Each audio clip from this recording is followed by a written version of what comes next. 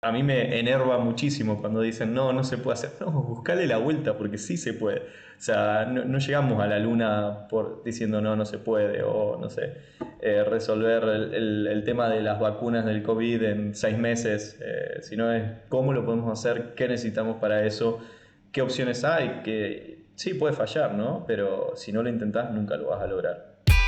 Hola, soy Alex Galvez y esto es Fundadores, el podcast donde me dedico a tener conversaciones con fundadores de startups latinoamericanas para deconstruir sus experiencias, su historia, sus errores y sus aciertos, y así encontrar los aprendizajes, herramientas e inspiración que tú puedes aplicar en tu día a día.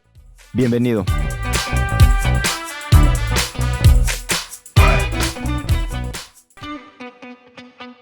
Hoy estoy con Ricky Casani, CEO y cofundador de Microma, una startup de biotecnología que hace colorantes naturales a base de hongos para la industria de alimentos. Hablamos de cómo en 3 años pasó de primero ir casi como turista a conocer Silicon Valley, a volver a ir, pero como cofundador de una startup en la aceleradora de biotecnología más importante del mundo. Nos platica algunas recomendaciones para los emprendedores que quieren emprender en biotecnología, y hablamos del universo de los hongos en general, y de lo mucho que nos falta por descubrir. Espero que disfrute esta plática tanto como yo. Ricky, bienvenido a Fundadores. Muchas gracias, Alex. Gracias por invitarme. Gracias a ti por animarte a grabar. Me estabas comentando de tus primeros proyectos antes de Microma. Me gustaría, me comentaste que uno era un cementerio ecológico. Me gustaría entender cómo fue que se les ocurrió hacer esta cosa y qué retos tuvieron en este proyecto. Fue una idea muy loca que fue mi último año de licenciatura en ciencias empresariales. En vez de hacer una tesis común y corriente, como podía hacer cualquier graduado o por graduarse, podíamos hacer proyectos de negocios.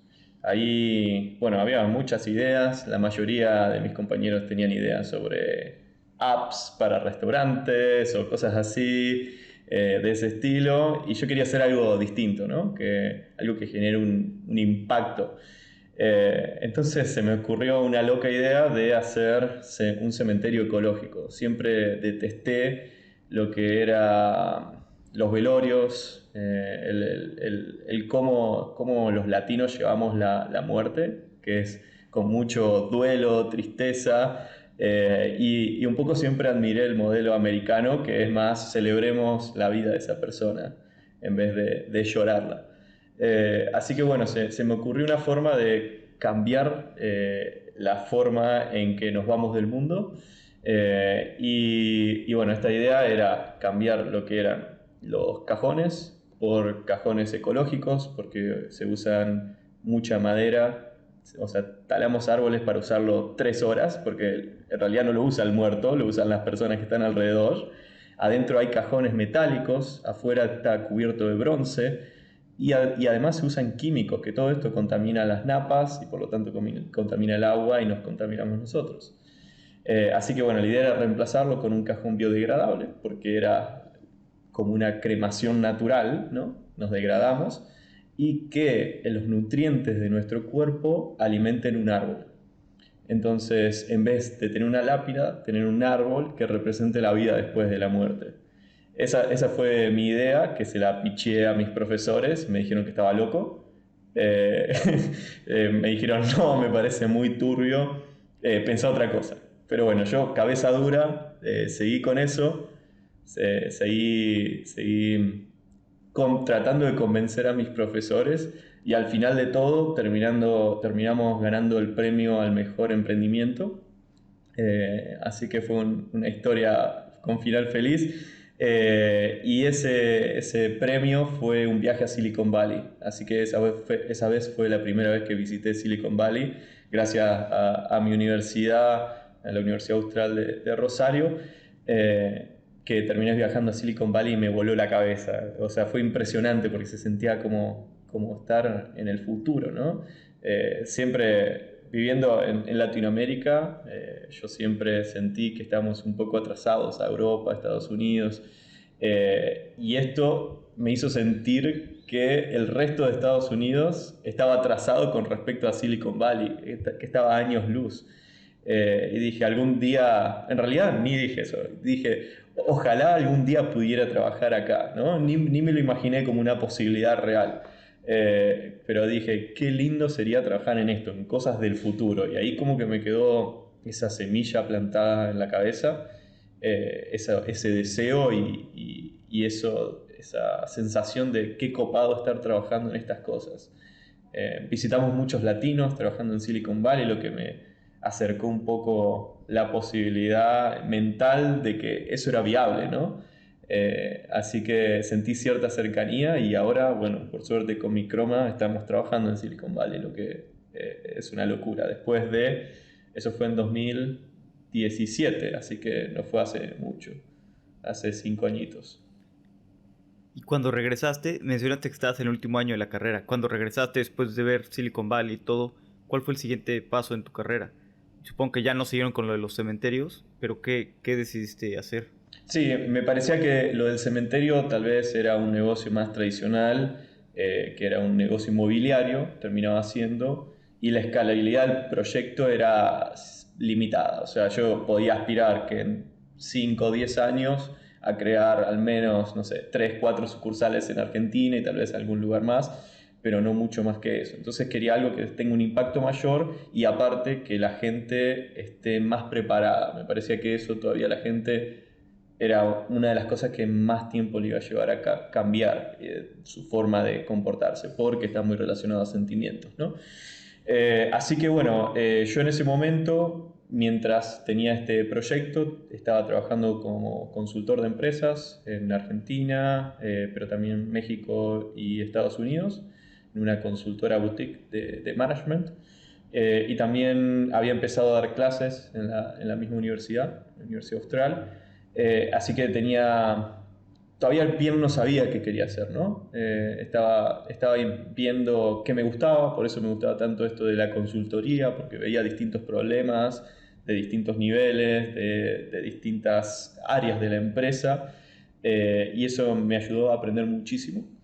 Y mientras en mi tiempo libre tenía startups, ¿no? O ideas de startups que fui trabajando. Después de esa vino una relacionada al agro, de AgTech, que iba más pensada a solucionar el problema de transparencia en la agricultura, y en realidad de cómo compramos, alquilamos y vendemos campos. Acá en Argentina la agricultura es enorme, es nuestra principal fuente de ingresos y viniendo de una familia agricultora, bueno, eso era lo más fácil para mí de resolver, ¿no? Porque tenía el problema muy, muy cercano. Y después de ese, que lamentablemente se cayó porque el equipo no funcionaba bien, nos tiraron, competimos en un par de lugares, mentores nos tiraron pálidas y los otros founders no eran tan tercos como yo, así que se me cayó el equipo. Creo que también hubiera sido una buena idea si la llegábamos a implementar. Pero bueno, no fuimos suficientemente resilientes y no le buscamos la vuelta enough para poder sacarlo adelante. Esa fue otra experiencia muy enriquecedora.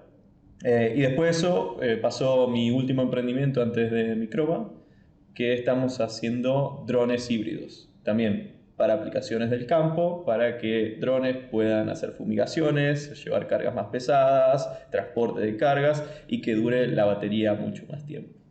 Y ese proyecto lo tuve que dejar para empezar con Microma.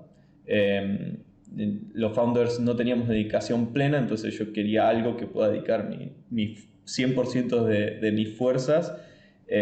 Y después de ese par de añitos experimentando distintas cosas, esto en 2019 conocí a mi socio, Mauricio. Él es doctor en ciencias biológicas. Como yo soy muy curioso, me meto en todo evento que haya, ¿no? Hay algo raro, voy, me meto para ver de qué se trata. Y en esto era un evento en mi universidad donde científicos iban a mostrar sus ideas que habían tenido en el laboratorio, ¿no? Que se les había ocurrido relacionados a la ciencia. Y buscaban emprendedores de negocios. En este caso, este evento era para la maestría de agronegocios. Ahí la universidad tiene una muy buena maestría de agronegocios, que es la número 2 a nivel del mundo. Yo no la estaba cursando, como era profesor ahí, me colé en este evento un sábado a las 8 de la mañana. Se ve que no tenía mucho para hacer, ni había salido el día anterior. Y bueno, terminé conociendo a mi socio, que me contó sobre su idea, su loca idea de hacer colorantes con hongos para alimentos. Y bueno, empezamos a charlar porque en ese momento yo trataba de entender cómo la biotecnología podía ser un negocio. Un poquito antes de meternos a todo esto, con respecto a los proyectos anteriores, ¿cómo sabes, porque se ve que eres bastante resiliente, cómo sabes cuándo hay que, pues, que cambiar la cosa y dejar el proyecto y hacer otra cosa, o seguir intentando y seguir cambiando y seguir? ¿Cómo saber eso? Yo creo que es como una balanza. Hay que ser un poco terco, pero también ser receptivo del feedback que estás teniendo. Obviamente, ninguno o la mayoría de los emprendedores es experto profundo en el tema. Todos estamos aprendiendo y como estamos creando innovación, en realidad nadie es experto en el tema, ¿no? Es todo innovador, entonces todo nuevo, entonces todos tenemos que descubrir cómo hacer las cosas. En eso creo que hay que ser como dinámico, adaptable, y tomar mucho el feedback de todas las personas, pero hacer un filtro también. Porque muchas veces ese feedback está sesgado por experiencias, tal vez no entendieron el negocio que querés plantear, tal vez vos no lo comunicaste bien. Entonces hay que trabajar mucho en eso, en conseguir a las personas correctas que te puedan ayudar a pensar tu negocio de la mejor manera. Eso creo que es clave porque muchas veces nos quedamos con el no, y hay que seguir intentando y buscándole la vuelta. ¿Y a qué me refiero con eso? Es no seguir haciendo pushing sobre lo mismo, ¿no? Sino encontrar el camino que sea correcto para que termina siendo exitoso. Y eso es algo que tenemos que hacer constantemente, nunca está resuelto. Siempre es buscar la forma de cómo mejorarlo, porque siempre va a haber algo que no funciona, siempre va a haber algo que se pueda hacer mejor. Y creo que tal vez la mayoría de los proyectos que no funcionan es por eso, es porque no se le buscó la vuelta lo suficiente, no se encontró el problema real a solucionar y la solución no fue la completamente correcta, como dice el Product Market Fit, ¿no? Y creo que la única forma de encontrarlo es a través de chocarse contra esas paredes continuamente hasta que la lográs saltar o esquivar de alguna manera. Cuando empezamos con mi socio, que era como un proceso, como un viaje de descubrimiento y de entendimiento. Él hablaba un lenguaje completamente distinto al mío, aunque los dos hablamos español. Él hablaba un lenguaje científico muy, muy profundo y yo, por un lado, mi bias, mi sesgo hacia negocios. Literalmente usábamos palabras muy distintas, ¿no? Él desde fermentación de precisión o metabolitos secundarios y yo con cash flow y no sé, Canva y cosas así. Y bueno, nada, era tratar de entendernos porque hablábamos dos cosas completamente distintas. Y eso fue lo que empezamos a fin de 2019. Empezamos a conocernos, a tratar de entendernos, cómo podíamos ayudarnos mutuamente para que esto no sea una idea solamente, sino que sea una empresa, una startup que pueda crear un impacto en el mundo y que pueda conseguir inversores y que realmente desarrolle un producto que sirva para las empresas con las que queremos disrumpir la industria. Así que eso fue el comienzo, nos fue muy bien. Empezamos a trabajar juntos en esta idea, y pasamos por nuestro como primer camino fue Grid Exponential, que es una aceleradora de Buenos Aires, que ahora también está en toda Latinoamérica para empresas de biotech. Es más una company builder que te ayuda a hacer tus primeros pasos, y luego de un programa que ellos llaman Ignite, poder llegar a recibir una inversión. Así que ese fue nuestro camino, nos fue súper bien, pitchamos y bueno, fue un camino de varios meses que empezamos a trabajar la empresa con su apoyo. Y después de eso nos invitaron a ir a Silicon Valley, de vuelta, como un segundo viaje de conocer el ecosistema, a lo cual yo dudé un montón de ir, porque la verdad que era muy caro, no tenía el dinero para pagarlo. Y ya había ido porque había tenido este premio de la universidad. Entonces dudé un montón y agradezco muchísimo haber ido, haber tomado esta oportunidad, como también agradezco haberme levantado ese sábado a las 8 de la mañana cuando conocí a mi socio, porque si no, no hubiera pasado esto. Le pedí plata a mis padres y bueno, me bancaron el viaje. Y en ese viaje conocimos a IndieBio, que es la aceleradora número uno del mundo en biotecnología, que está localizada en San Francisco. Pero aquí ya eran como una empresa, pues, digamos, formal. Y así. O sea, ¿cómo fue? Porque tú eras bastante joven. O sea, hablaste con tu cofundador y digo, eran cosas distintas. Están viendo el proyecto. ¿Y qué dijiste? Ah, me encanta, me gustaría asociarme. O sea, yo, hay que ser cofundadores. ¿O cómo fue un poquito esto? Sobre todo tú tan joven, ¿no? Y sin saber nada de biotecnología. Que creo que a veces pues nos pasa eso, ¿no? Ese miedo a no estar listos o ese miedo a hacer las cosas. Sí, está muy buena la pregunta, porque, bueno, para hacer una startup de biotech, creo que si yo hubiera querido hacerla, hubiera sido imposible, porque no tenía el conocimiento técnico. Sí o sí necesitaba la pata técnica. Y por el otro lado, él necesitaba los conocimientos de negocio para que no quede en un proyecto científico que sea, no sé, tal vez financiado por alguna agencia pública del gobierno de investigación, sino que sea una empresa real. Entonces, realmente nos necesitamos mutuamente para que eso sea exitoso. Y creo que conseguimos dos perfiles hiper mega complementarios en todo sentido. Él es más tímido, yo soy más outgoing. Él es muy metido en la ciencia y súper como quisquilloso en el buen sentido de que las cosas salgan bien. Y yo por el otro lado es tipo, veamos qué hacemos y sigamos y avancemos y metémosle. Entonces, como que hicimos un perfil muy complementario.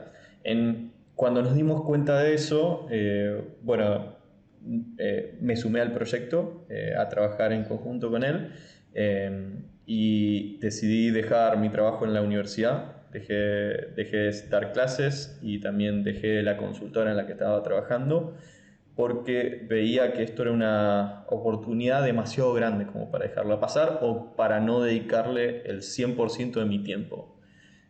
Así que me enfoqué en eso, por suerte la apuesta salió bien, porque bueno, pasamos por este programa de Grid Exponential y después conseguimos la inversión de $200.000.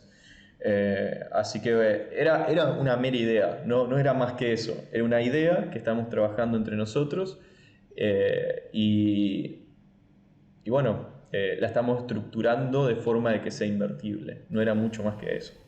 ¿Y cómo fue después IndieBio, que pues es la mejor aceleradora en biotecnología?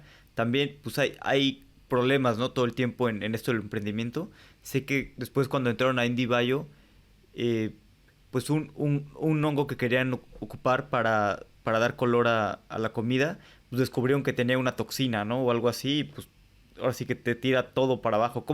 ¿Te acuerdas cómo fue el sentimiento en este momento?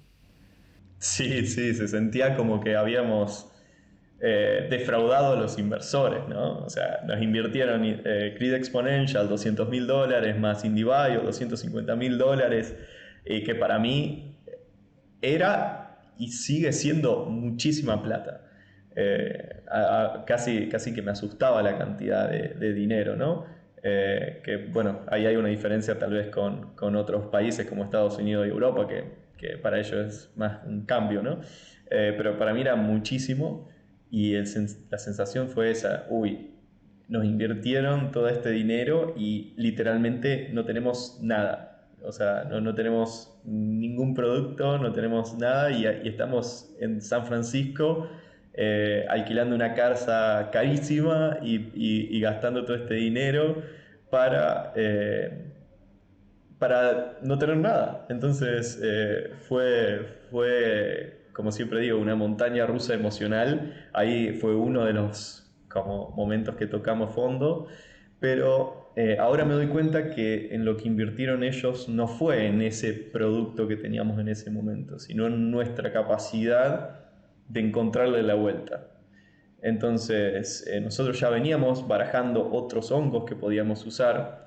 Ese venía bien, pero lamentablemente producía esa micotoxina que si la comes te puede matar, entonces no se podía usar. Y bueno, como veníamos barajando ya otras opciones, siempre tenemos plan A, plan B, plan C, plan D, bueno, empezamos con los otros planes que teníamos. Así que tratamos de pasar el conocimiento que habíamos desarrollado de un hongo y las formas de crecerlo y optimizarlo a este otro, y funcionó muy bien. Así que en menos de un mes ya estábamos produciendo con otra cepa que no producía micotoxinas. Nos sentíamos mucho mejor porque pudimos superar ese bloqueo enorme. Pero bueno, creo que como el key takeaway, el mayor aprendizaje de eso es que me di cuenta que ellos no veían en nosotros solo un producto, sino que veían personas capaces de superar los problemas que vamos a tener a futuro. Y ese no fue el único, después tuvimos un millón de otros y vamos a seguir teniendo más y más. Pero bueno, la clave es eso, de ser resiliente, y eso es algo que los inversores tienen un radar, un radar para detectar. Y creo que es clave para conseguir este tipo de inversiones. Sí, sí, como dices, lo importante son las personas, ¿no? Fue un problema grande y va a haber mil problemas más, ¿no? Todo el tiempo. Lo importante es superar esos obstáculos y sí, seguir siempre hacia adelante. ¿Y cómo fue su paso por Indie Bio? ¿Qué sintió estar pues, en Silicon Valley? O sea, pasar de haber ido pues, unos años antes y haber como visto lo impresionante que era, a estar después en la mejor aceleradora de biotecnología en Silicon Valley y como este cambio, ¿no? Tan rápido. Y fue un sueño hecho realidad, o incluso más que un sueño, porque ni lo podía soñar en ese momento.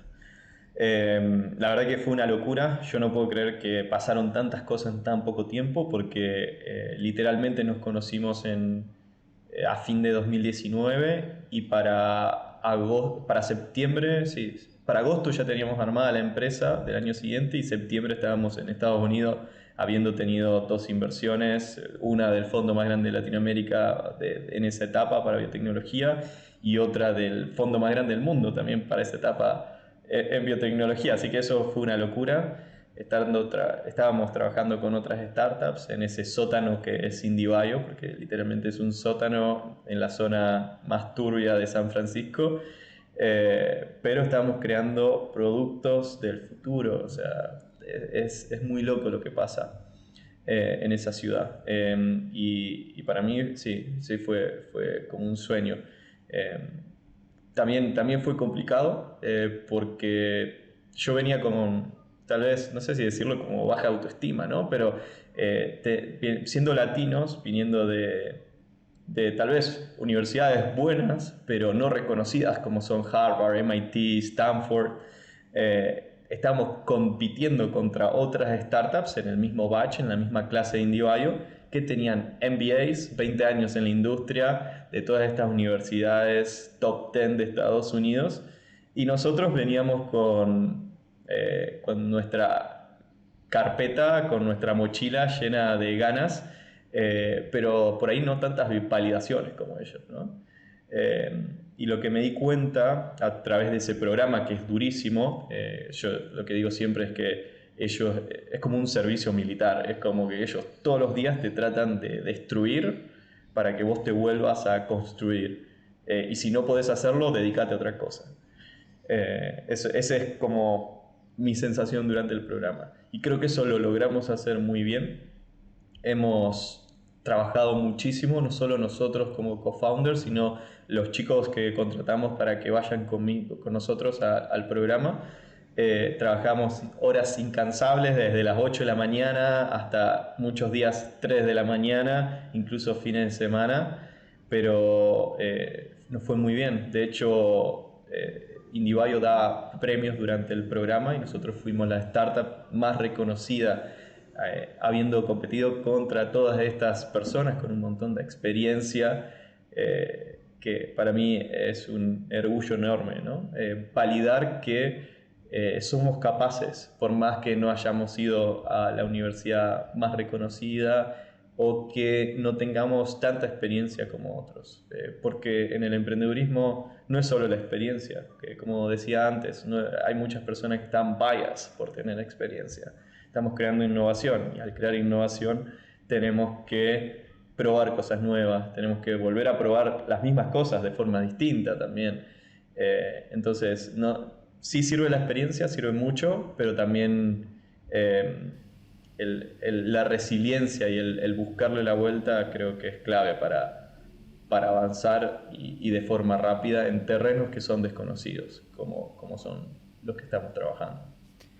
¿Y qué le recomendarías a los emprendedores de Latinoamérica que quieren emprender en biotecnología y que quieren aplicar a IndieBio? Buenísima. Bueno, primero, si son emprendedores científicos, que busquen una pata de negocios, porque es clave. Son demasiadas las cosas que hay que hacer y ser CEO y además CSO, Chief Scientific Officer, es muy difícil. He visto muy pocos casos que lo hacen realmente muy bien. Así que esa sería mi recomendación y que se animen también, ¿no? Porque por ahí he visto muchos científicos que están frustrados porque trabajan en papers, pero esos papers no se convierten nunca en nada, solo van a un cajón y quedan ahí. Entonces, esto es una forma de no solo conseguir un trabajo, que por ahí muchas veces es una de las razones de por qué se empieza una startup, sino también de crear algo que genere un impacto enorme en el mundo y además sea un muy buen negocio, porque la biotecnología está explotando. Siento que es como antes de las .com, ¿no? Es como que se está empezando a generar esa gran cantidad de masa e inversiones en biotecnología, pero todavía falta una gran cantidad de proyectos y también de emprendedores que estén dispuestos a adaptar su startup a un modelo de venture capital. Así que eso por el lado de los científicos y por el otro lado a la gente de negocios como yo. Claramente creo que soy un ejemplo de que no es necesario saber de biotecnología, no es necesario tener muchísima experiencia para empezarlo. Sí es necesario estar súper dispuesto a meterse en el laboratorio, a preguntar, a ser curioso, a aprender del tema, no de los experimentos a diario, ¿no? Pero tener un broad overview de lo que se está haciendo para poder liderar la empresa como se debe. Es totalmente posible y de hecho hay una gran falta de emprendedores de negocios en biotecnología. Una de las cosas que hace Grid Exponential es machear los emprendedores científicos, mapean todos los proyectos científicos que hay en Argentina y ahora están mapeando en otros países como México, Brasil, Colombia, Chile, Uruguay. Pero también buscan perfiles de negocios que tengan esta mentalidad de, che, quiero disromper una industria, quiero cambiar el mundo, trabajemos en conjunto para ver cómo lo podemos hacer. Así que hay mucha plata disponible, faltan buenas ideas y gente predispuesta. Y mi invitación es que se animen, que den el primer paso, que es lo más difícil. Sí, de acuerdo en que los primeros pasos es más difícil.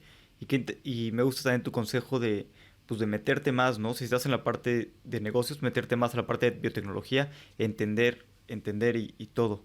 Qué padre que dices que estamos todavía en una etapa como antes del dot-com bubble. O sea, a mí de las ramas que más me gustan son todo lo de cripto, lo de DeFi y biotecnología. Creo que son dos mundos que están todavía muy temprano, como el internet en los 90 y que van a explotar, ¿no? En los siguientes años. Me gusta tu validación que dices que estamos todavía un poquito antes, ¿no? Del bubble, entonces pues súper bien. La verdad es que creo pues, que las posibilidades son infinitas con la biotecnología. Coincido totalmente. Hoy en día tenemos muchísimos desafíos, la humanidad tiene muchos desafíos, Por un lado es resolver el tema de la pobreza, descentralización de la riqueza, que todo lo que es cripto está ayudando un montón, sacar intermediarios, y soy fanático de eso, vengo metido en cripto hace bastante también como side hobby.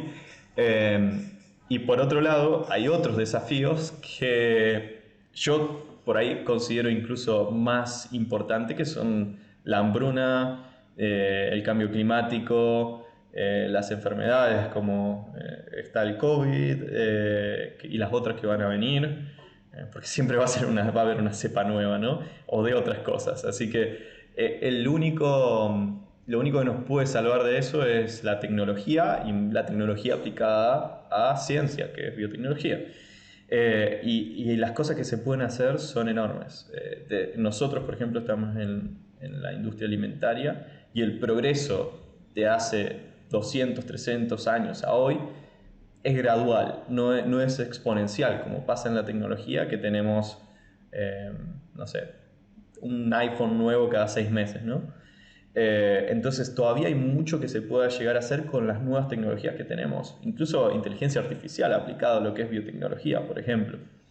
Pero hay muchas tecnologías que se desarrollaron que todavía tenemos que crear el impacto de ellas. Así que, bueno, eso es lo que veo venir.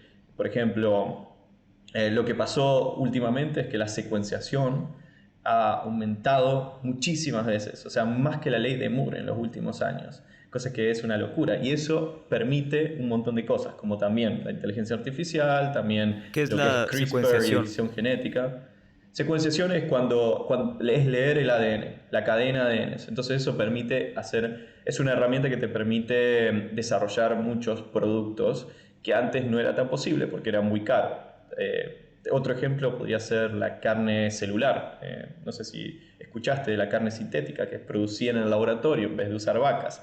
Ha bajado su costo desde miles y miles de dólares hasta ahora decenas. Todavía falta un poco para que sea competitivo con una vaca, ¿no? Que es el objetivo reemplazar por el tema de sustentabilidad y por uso de animales, pero ha bajado un montón. Entonces, todas esas herramientas que se han desarrollado en los últimos años, todavía falta que creen el impacto que están prometiendo. Entonces, ahí creo que hay una oportunidad enorme. Y esto es como un Blue Ocean Strategy. No es que nos tenemos que comer entre nosotros, sino que hay infinidades de cosas para desarrollar. Entonces, la mayoría de las startups no terminan compitiendo, lo que hacen súper interesante el ecosistema también, porque todos buscan ayudarse entre ellos para sacarlo adelante. Muy pocas compiten entre ellas, lo que hace súper atractivo el ecosistema, y le recomendaría a cualquiera que se meta. Sí, de acuerdo. Y creo que como dices, los costos, que sea, bueno, no solo más barato, no solo del costo de una vaca, sino incluso más barato, ¿no? Y con la aceleración pues, de la secuenciación, como bien dices, no conocía, o sea, no sabía que ese término se aplicaba así, está buenísimo. Pues cada vez van a ser soluciones mucho más baratas y amigables con el medio ambiente, ¿no? Y metiéndonos un poquito a lo que hacen ustedes en Microma, exactamente qué hacen y, y qué problemas resuelven en la industria de alimentos. Buenísimo. Como te comentaba antes, nosotros empezamos con esta idea de hacer colorantes naturales con hongos. Y esto está resolviendo una problemática que es enorme, que es el uso de distintos ingredientes que son, por un lado, tóxicos, y por el otro lado, no son sustentables en los alimentos que comemos. Hoy en día muchos de los alimentos que consumimos a diario están compuestos por ingredientes que son de base de petróleo, que son sintéticos, como los colorantes. También sabores y fragancias, por ejemplo. Entonces nosotros empezamos con los colorantes, que están relacionados a problemas de la salud como son alergias, hiperactividad en niños, trastornos de déficit de atención, enfermedades como colitis, cáncer, y las empresas están tratando de reemplazar porque el consumidor demanda más natural y más natural, más saludable y más sustentable. Y también las regulaciones se están volviendo más y más estrictas. Entonces, todas las empresas que estaban trabajando con sintéticos han evolucionado a naturales, o están evolucionando o queriendo evolucionar a naturales, o lo van a hacer próximamente en el futuro. El problema es que los naturales no tienen buena performance, o sea, por ejemplo, cuando cocinas un colorante de remolacha, el color desaparece, entonces no lo puedes usar en las aplicaciones que querés, y es muy caro, muy pero muy caro comparado a los que es sintéticos. Y fuera de eso, siempre decimos natural, natural, ok, pero ¿es natural realmente sustentable? Esa es la pregunta que siempre yo planteo, porque usamos muchísimas tierras, muchísimas aguas, pesticidas, agroquímicos para cultivar estos colorantes naturales que vienen de plantas o incluso de insectos como la cochinilla.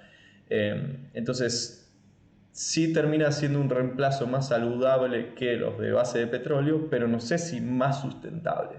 Entonces, nosotros lo que estamos creando son nuevas opciones naturales que sean más sustentables, más saludables y más efectivas en costos, para poder reemplazar a los que vienen de petróleo y a los que vienen de agricultura tradicional.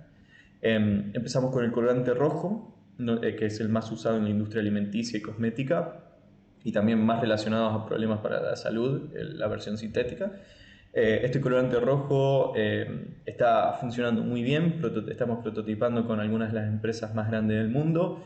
Es mucho más estable a pH y temperatura, por lo tanto esta mayor estabilidad permite que sea aplicado en una gran cantidad de alimentos, virtualmente todos, y está funcionando muy bien. Obviamente que seguimos mejorándolo y vamos a seguir mejorándolo por siempre, pero estamos muy contentos con los resultados y tenemos cartas de intención de muchas empresas alrededor del mundo, de las más grandes, que están interesadas en esta mejor opción natural a través de un proceso sustentable como el nuestro, que es a través de fermentación.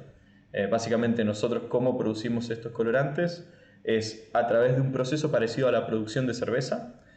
Si has visto las plantas de cerveza que tienen esos tanques de aluminio gigantes, bueno, nosotros producimos en algo similar, eso se llama fermentador. Nosotros crecemos el hongo, lo alimentamos con azúcares y distintos compuestos naturales que son desechos de la industria, desechos de la industria alimenticia, y el hongo se alimenta de eso, produce el color y lo escupe a donde está creciendo, lo libera. Entonces tenemos un color que es producido por un hongo, que es natural, que tiene mejor performance, y usamos muchísima menos aguas y tierras, no hay pesticidas en el proceso para producirlo.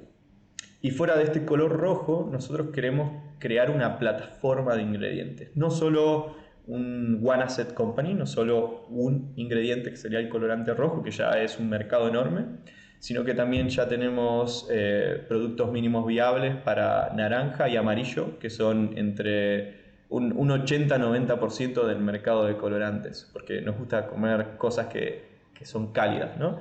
No hay muchos alimentos que son azules o verdes.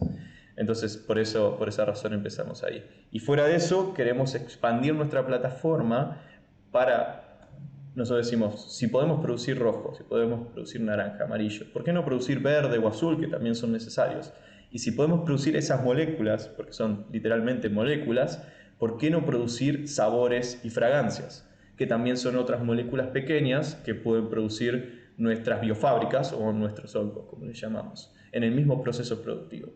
Y queremos hacer eso para cumplir nuestra misión de reemplazar todos los colorantes, todos los ingredientes sintéticos de base de petróleo con una mejor opción natural. Ok. Y además, entonces la industria es enorme, ¿no? Porque pues toda la comida tiene colorantes, los cosméticos y demás. Y también supongo que es una ventaja que no tienes tanta competencia, ¿no? O sea, sí, los productos químicos, pero supongo que pues que es mejor estar en una industria en la que no tienes tanta competencia y son dinosaurios que no han innovado en muchos años que en una industria muy competida. Tal cual, sí, hay mucha posibilidad de innovación. Hay pocas startups trabajando en cosas similares, muy pocas, por ejemplo en Argentina no existe ninguna, o en el resto de Latinoamérica. Hay muy pocas alrededor del mundo, tampoco contar con los dedos de la mano, incluso menos, lo que es sorprendente, porque cuando hablamos de tech, siempre tenés la versión argentina de tal startup o así, ¿no? Entonces, eso no existe acá. Y siempre todas estas startups que te digo que puedo contar con la mano tienen alguna diferenciación clave que es muy distinto lo que hacen entre una y otra. Aunque ambas apunten a ser colorantes, puede ser. Una hace colorantes para alimentos, otra hace colorantes para textiles, otra hace, no sé, colorantes con otro microorganismo.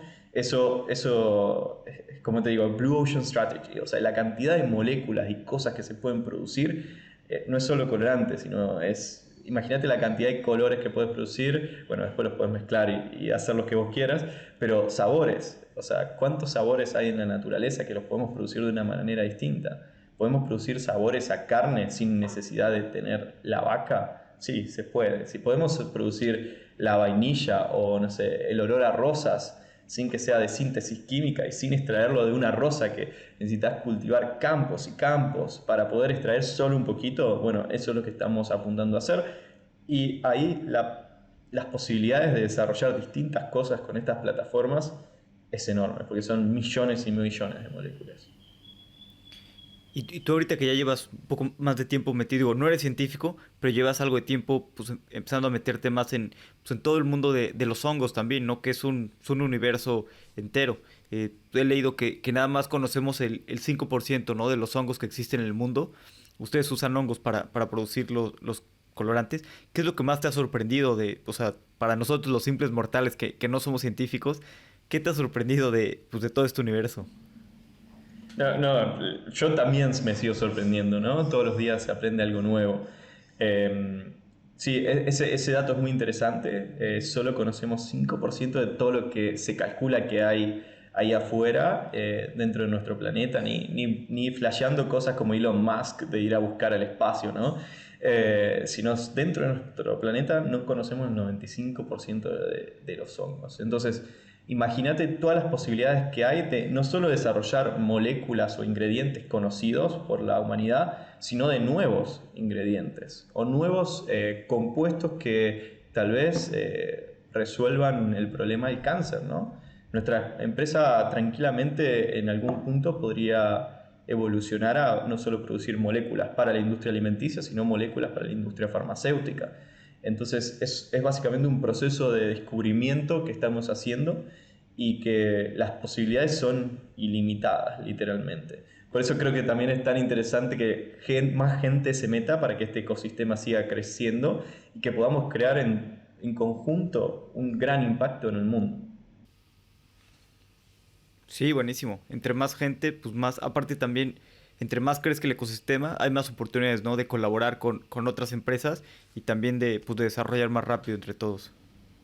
Tal cual. Y también la competencia. Eso es súper importante porque nos fuerza a seguir progresando.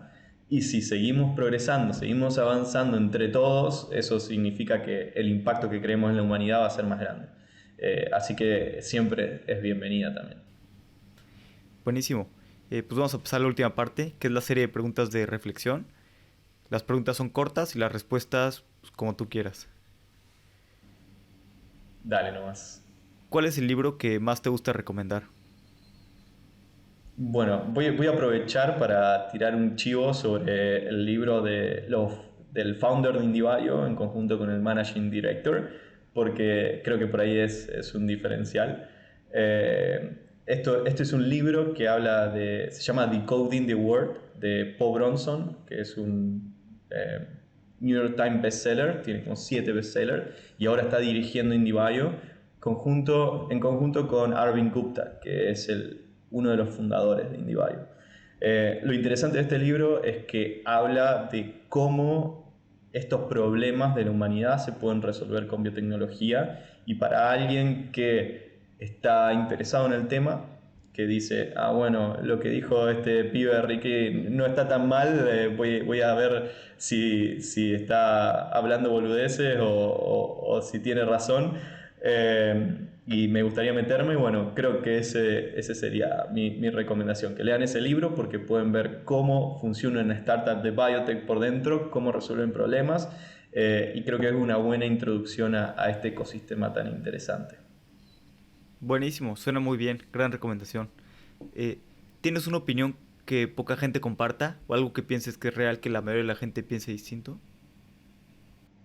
Ah, creo que por ahí en el ecosistema emprendedor esto ya es un poco obvio, pero me llevo un choque muy grande cuando hablo con gente que no es del ecosistema, que todavía, que siempre me generó ruido, pero todavía no lo puedo aceptar, que es que en el general o la mayoría de las personas no es que te dice, cuando vos decís, che, quiero hacer esto, te dicen, no, no se puede. En vez de decirte, bueno, a ver, pensemos cómo se puede hacer. Eso es, creo que una de las cosas que más valoro del ecosistema emprendedor, de que toda la gente es como nosotros decimos en Argentina, manija, cebados, como muy enérgica en tratar de resolver problemas que tal vez son irresolvibles para algunas personas o que desafían el status quo. Eso creo que es algo que hay que valorar muchísimo de la gente con mentalidad emprendedora, que lo tienen que reconocer cada uno y que no sé si no se rodeen de personas que le digan que no nada más, sino que reconozcan que eso es una habilidad y que las otras personas tienen una limitación para pensar en grande. Entonces, eso creo que es algo que que la mayoría de las personas no lo tiene y que hay que valorar mucho de uno mismo y saber que es correcto esa forma de pensar. Sí, sí, y es bueno, como dices, estar rodeado, en Silicon Valley estar rodeado de personas que están pensando en grande, te ayuda a pensar en grande y ver pues, realmente cómo sí lograr las cosas y no las cosas pues, que no se pueden hacer, ¿no? Sí, a mí me enerva muchísimo cuando dicen, no, no se puede hacer. No, buscale la vuelta porque sí se puede. O sea, no llegamos a la luna por diciendo, no, no se puede. O, no sé, resolver el tema de las vacunas del COVID en 6 meses. Sino es cómo lo podemos hacer, qué necesitamos para eso, qué opciones hay. Que sí, puede fallar, ¿no? Pero si no lo intentás, nunca lo vas a lograr. De acuerdo. ¿Hay algún punto de inflexión que haya cambiado la forma en la que piensas? Interesante. Creo que un poco está relacionado a esto que te comentaba antes, de que pensaba que para poder emprender, para poder hacer un negocio que funcione, realmente había que tener mucha experiencia en la industria, mucha experiencia en negocios, mucha experiencia en lo que estás haciendo para que pueda al menos tener chance de ser exitoso. Y lo que sigo aprendiendo y descubriendo es que eso no es lo clave. Lo clave es meterle ganas para sacarlo adelante. No es tu titulación, no es si hiciste un MBA en Stanford, no es si tenés dinero para comenzar, es algo que va más allá, porque hay un montón de gente que tiene esas cosas y no llega a nada. Y creo que estoy descubriendo eso, que es la clave, ¿dónde está la clave de que tengas cierto nivel de éxito en la creación de una startup? Y no está ni en educación, ni educación formal previa, digo. Eh, sí ayudan todas esas cosas, pero va más allá. Y creo que eso fue un punto de inflexión para mí porque realmente no creía que era posible hacer todas las cosas que estamos haciendo sin tener esas cosas, sin tener un MBA. No, mis compañeros siempre dicen, no, bueno, ahora me recibí de licenciado en ciencias empresariales, ahora tengo que hacer un MBA para poder llegar a la otra cosa. Y así sucesivamente. No, no es necesario. Si no tenés un título también lo podés lograr. Y por eso es invitar a la gente a que vea sus capacidades y que descubra qué hace que realmente un proyecto sea exitoso. Creo que eso fue para mí un punto de inflexión porque me di cuenta que podíamos competir contra los más grandes del mundo, contra los más fondeados del mundo y con esa gente que tenía todas esas certificaciones que vos decís, bueno, esto es lo que tenés que tener para que te invierta X inversor. Sin eso también es posible y es válido, es otro camino que todos podemos hacer. De acuerdo. ¿Tienes algún fracaso favorito? O sea, no siento que haya fracasos, Sí, todo sino es todas... aprendizaje. Sí, exacto. O sea, creo que cada vez que sentí que hubo un fracaso, con el tiempo me di cuenta que fueron aprendizajes, ¿no? En el momento sí se siente horrible, ¿no? ¿Por qué falló esto? Yo tenía tantas ganas que salga bien, pero creo ahora, viendo con el tiempo que pasó, que todos esos momentos me ayudaron a construir la persona que soy hoy y los conocimientos que tengo. Entonces, no tengo un evento, pero sí, por ejemplo, todas estas startups fallidas anteriores creo que me ayudaron muchísimo para poder hacerlo de mejor manera hoy.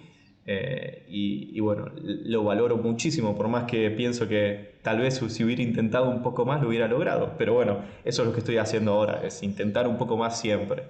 Que tal vez no lo hubiera hecho si no hubiera tenido esos fracasos previos.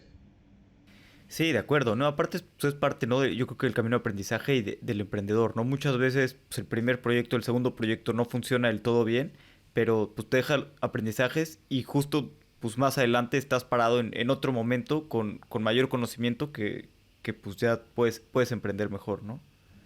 Tal cual. Y sé que voy a tener muchos más fracasos. O sea, fracaso a diario. O sea, no, eso no es algo fuera de lo común. Pero lo importante es eso, es tener esa como estabilidad mental para decir, bueno, con esto aprendo y le tengo que buscar la vuelta para que funcione. Es a veces difícil, ¿no? Porque en esta montaña rusa emocional, cuando estás arriba y te pega algo de eso, algún fracaso, aunque sea mínimo, te baja un poco, pero cuando estás abajo y te pega un fracaso, bueno, ese es el momento más difícil de todos. Sí, totalmente. ¿Tienes algún consejo que te hayan dado que te haya servido mucho? Sí, creo que hay que usar mucho el ecosistema. Las personas como yo estamos súper predispuestas a ayudar a gente que quiera meterse en este camino, emprender, porque también tuvimos el ejemplo de los que venían antes de nosotros, que nos ayudaron, ¿no? Y queremos un poco devolver lo que nos dieron todas estas personas que nos ayudaron a crear este camino. Entonces, todo el mundo está, al menos en el camino emprendedor, está súper predispuesto para ayudar a otra gente a que se sumen a trabajar este ecosistema y eso es algo que tienen que aprovechar. A veces a mí no me gusta molestar a la gente, ¿no? Pero muchas veces digo, no, no le voy a mandar esto porque seguro está ocupado con mil cosas, entonces prefiero hacerlo yo, pero eso es algo que he cambiado un montón y que sigo tratando de cambiar porque la gente realmente está predispuesta a ayudar. Y es un asset que hay que aprovechar. Y además conocer gente copada, gente muy buena. Creo que no he conocido gente tan buena en otros ecosistemas como el emprendedor. Siempre que voy a algún evento o algo me llevo a algún amigo, cosa que es impresionante y parece que es un match automático porque tenemos muchísimas cosas en común. Entonces, eso sería lo que invitaría, a sacarse ese miedo de pedir ayuda, de contactar gente, de preguntar, cuando mucho te dicen que no o no te responden, que es mínimo. Totalmente, sí, hay que sacarse ese miedo, ¿no? A preguntar y siempre todos están dispuestos o bueno, casi todos están dispuestos a ayudar, ¿no? En el ecosistema. Ricky, si alguien quiere saber más de Microma, saber más de ti, si quieren aplicar para trabajar en la empresa o otras cosas, ¿cuál es la mejor manera de contactarlos, de contactarte a ti? Bueno, yo uso mucho LinkedIn. Bueno, también tenemos página de LinkedIn de Microma. Ahí posteamos todas las búsquedas laborales. Si hay algún perfil que creen que ustedes serían perfectos para sumarse, pero no hay una búsqueda abierta, también me pueden contactar diciendo de por qué creerían que sería una buena adición a la empresa. Y somos flexibles, o sea, siempre puede haber una oportunidad que surge a partir de algún conocimiento específico. Así que LinkedIn mayormente, tenemos nuestra página web donde tenemos nuestras redes, Instagram, Twitter, pero bueno, creo que esos caminos van a llegar a nosotros. Buenísimo, pues Ricky, muchas gracias, gracias por tu tiempo, la verdad es que me la pasé muy bien aprendiendo de lo que hacen, me encanta todo, pues todo lo que se está creando ahorita en biotecnología, creo que es un universo y que es solamente el comienzo, ¿no? Entonces me encanta pues, aprender más de esto y poder aprender también de lo que están creando, que espero que, pues, que sea una empresa enorme, ¿no? En algunos años. Bueno, muchas gracias Alex por invitarme, por invitar a contar lo que hacemos en Microma y también por promover este ecosistema y la biotecnología, porque ahí estás aportando algo muy importante para que este ecosistema sea exitoso. Así que gracias a vos. Gracias. Estos últimos meses me he vuelto un fanático de la biotecnología. Las posibilidades que contiene son infinitas y todavía estamos muy temprano. Sin duda es una de las nuevas fronteras de la tecnología. Si estás buscando en qué emprender, te recomiendo ponerte a leer y aprender de estos temas. Están llenos de oportunidades. Hasta la próxima.